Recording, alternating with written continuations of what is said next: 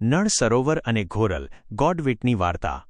ગુજરાતી લોકકથા અને નળ સરોવરના માર્ગદર્શકોમાં એક વાત પ્રચલિત છે, જેમાં ઘોરલ નામના પક્ષીને તેની અણસમજ અથવા નિષ્ફળતા માટે યાદ કરવામાં આવે છે. પક્ષીનું નામ ઘોરલ ગોડવિટ, જે એક લાંબી ચાંચવાળું યાયાવર પક્ષી છે.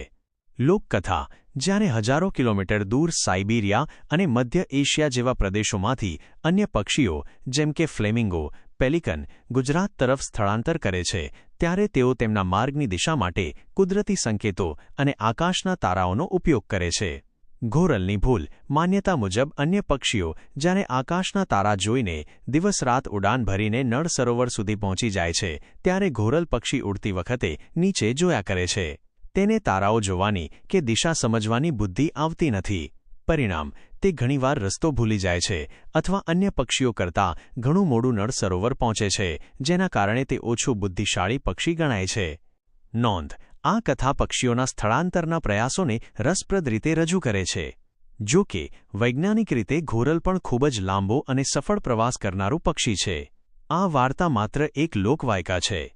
શું તમે નળ સરોવરના અન્ય કોઈ યાયાવર પક્ષી જેમ કે સુરખાબ કે હંસ વિશેની વાર્તા જાણવા માંગો છો?